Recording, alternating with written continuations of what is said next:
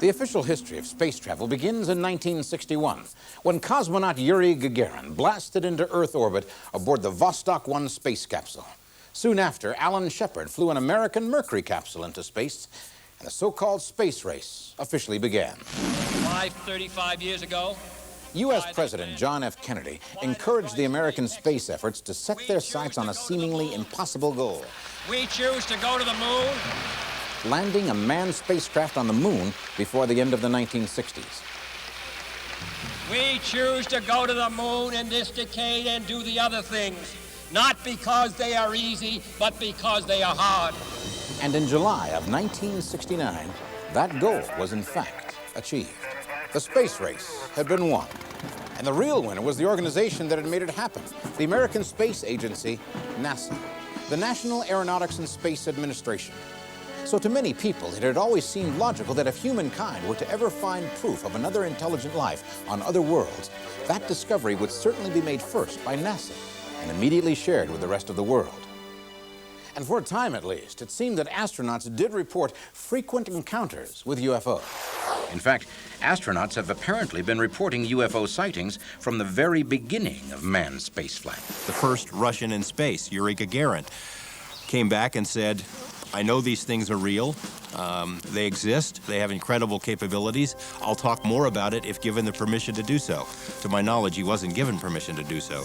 And some of the Americans who would later become astronauts had reported UFO sightings during their days testing experimental planes. Beginning in the early 60s with the testing of the X-15 rocket-powered jet, there were some of the pilots in that program that came forward and said that part of their mission was to detect UFOs. It almost appears as if there was a window where the people that worked for NASA were able to talk more freely about the UFO subject, and today that doesn't appear to be the case. And according to many sources, one of those astronauts who reported seeing UFOs during those early days was space pioneer Gordon Cooper, both in his test pilot days and as a Mercury and Gemini astronaut.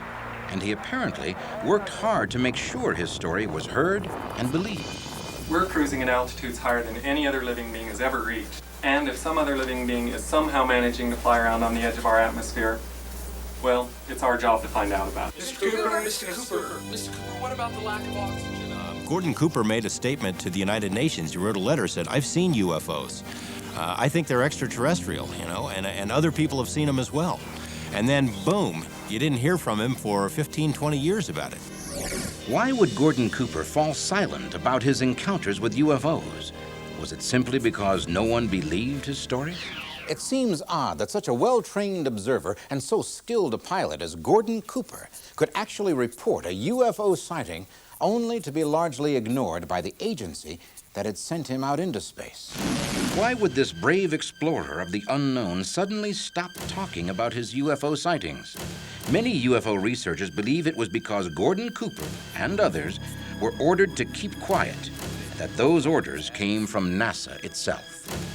NASA has even been found in the embarrassing position of ridiculing some of our own astronauts.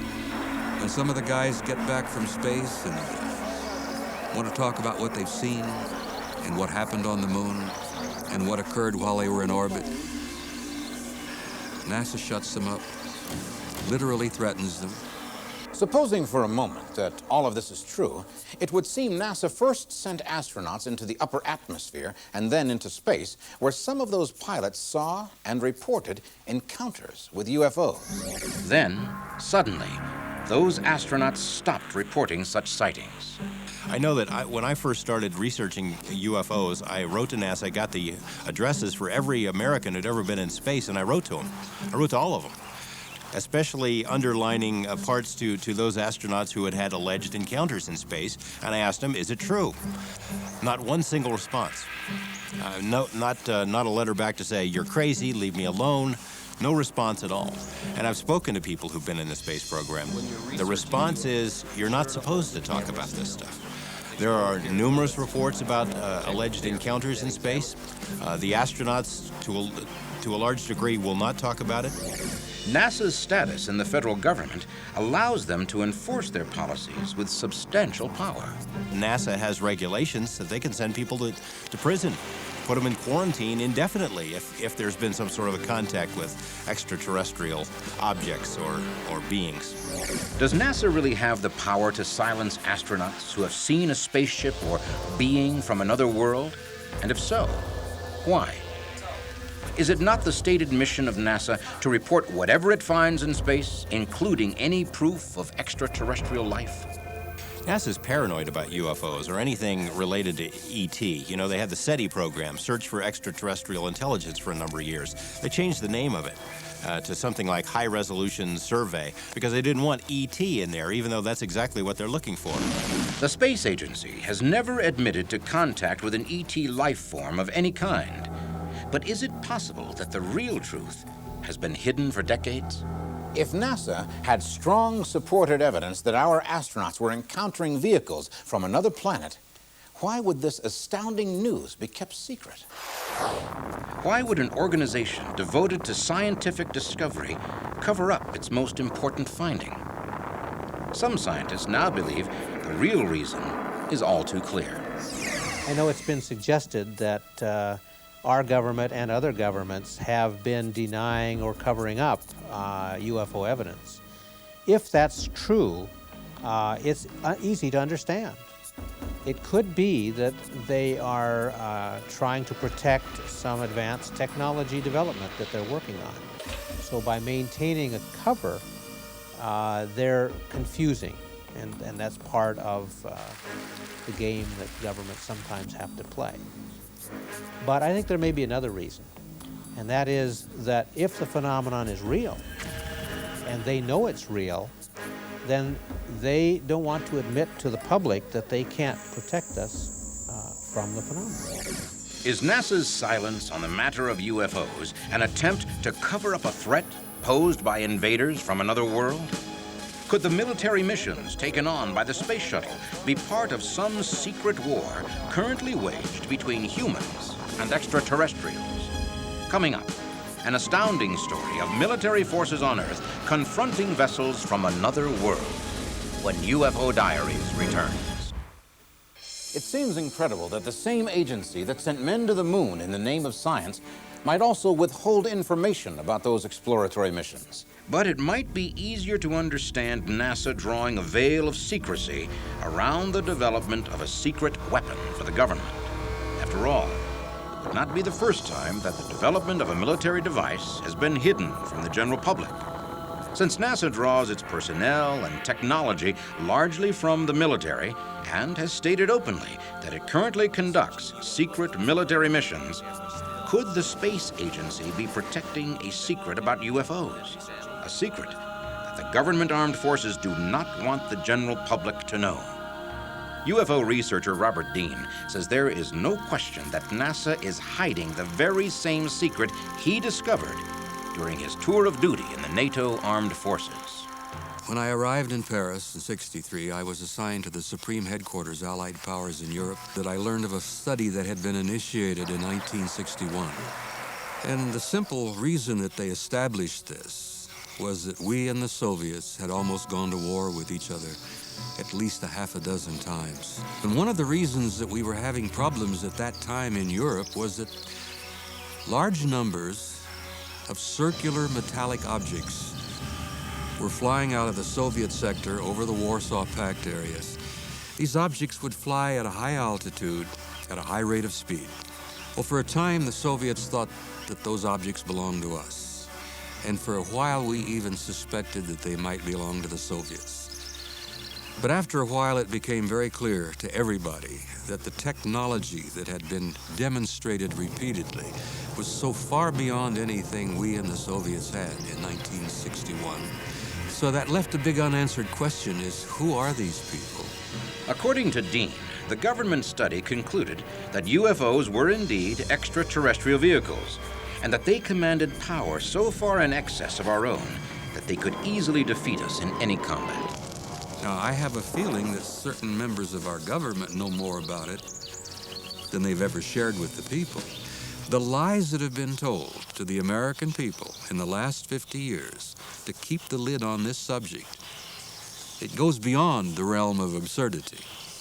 If the highest powers of world government were aware of extraterrestrial visitors in the early 1960s, it does seem logical that our first astronauts would have been somehow prepared for the beings that they might encounter out in space. So, did NASA begin a policy as early as the 1960s of denying any reports of UFOs, even if that report came from their own astronauts? According to a growing number of UFO researchers, it's not only astronauts whose reports are being suppressed, but even the findings of unmanned space probes as well. Strange features discovered by the Viking Mars probe have stirred controversy throughout the scientific community. And now, many researchers say NASA has deliberately hidden some of what it knows about these shapes on the Martian surface. Could this be because these structures are proof of a long-extinct civilization on another world? Some people have speculated that NASA is afraid that it'll lose funding if it even so much as hints that it might imagine that there are extraterrestrial artifacts on Mars or elsewhere in the solar system. Many of the Martian features photographed by Viking do seem to be more than simple flukes of nature. But so far, no NASA official has admitted the possibility that these could be artifacts constructed by any kind of intelligent life form.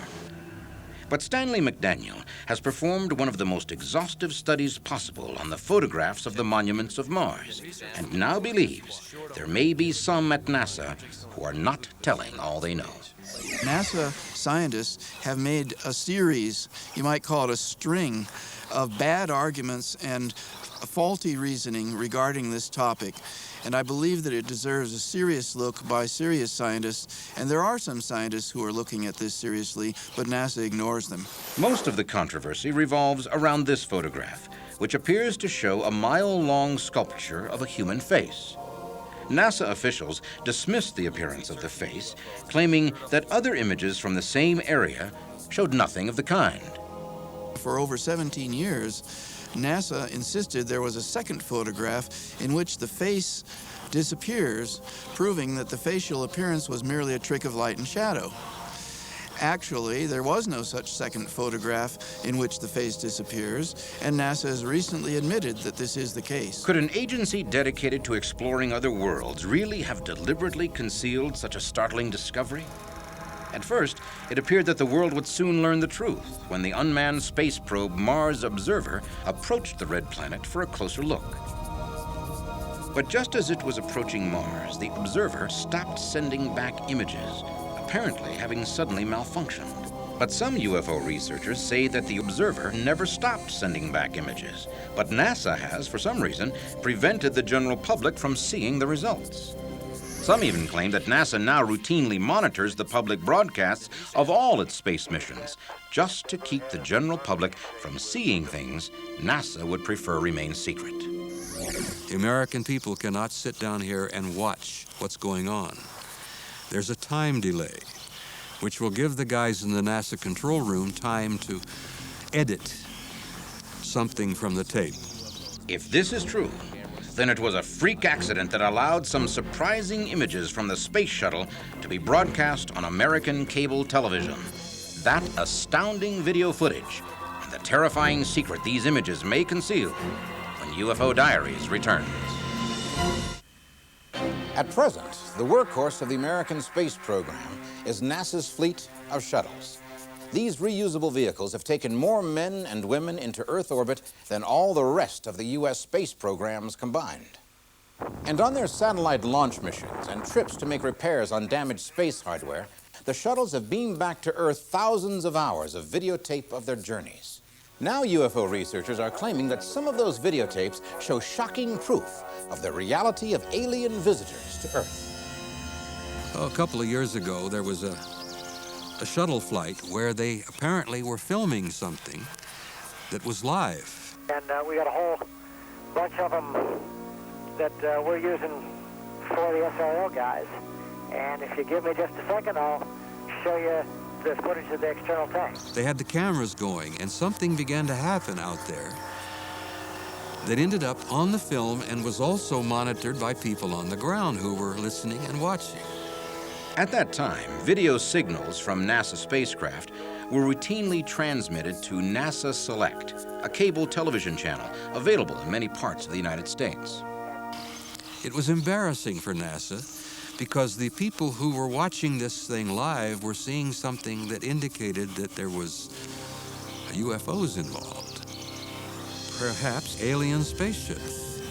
And some spaceflight enthusiasts videotaped the broadcast, convinced that they had captured an encounter between the space shuttle and a UFO. But might there not be a more commonplace explanation for these strange images? Scientists at NASA studied the tape and explained that it shows nothing more than the kind of ice crystals that are formed when the shuttle dumps wastewater into the extreme cold of space. So, whenever these ice particles are caught in the path of the space shuttle's engine exhaust, their course of direction is significantly altered. Confident that Dr. Jack Casher will come to the same conclusions that we have at NASA, that these were ice crystals and nothing more. I started with the assumption that these objects actually were ice particles, which is what the four NASA scientists said they were. And in order to be accurate and scientific, I had to then prove that these objects really were ice crystals close to the shuttle. But I really couldn't do it. The angles were wrong, the speeds were wrong, and if they were ice particles, they would move in a way that's different from what was actually on the film. And once you rule out ice crystals or ice particles, then you don't have many more options. They can't be meteors because meteors don't change direction. Satellites and space junk don't change direction either. So the only option is that they were intelligently maneuvering craft out in space away from the shuttle. And now you only have two possibilities. They were either terrestrial or extraterrestrial in origin. I think we can rule out the fact that these were piloted by humans, because if they were more than 10 miles away, which I think is fairly likely, then the accelerations that they underwent would absolutely flatten and crush a human pilot. If Dr. Casher's analysis of the videotape is correct, and the object seen making such a dramatic reversal of course is a vehicle from another planet, then other features of the video take on a new and terrifying meaning. For example, what are these thin white streaks that seem to mark a line between a point on the ground and one of the UFOs? Certainly one possible interpretation is that these objects, these streaks, were missiles that were fired at the spacecraft. If they were missiles, then it's clear that the UFO quickly changed direction and evaded them very, very easily. In the mid-1980s, the American military supposedly began work on orbiting weapons for the Strategic Defense Initiative, ostensibly to defend certain nations against nuclear missile attacks from other nations.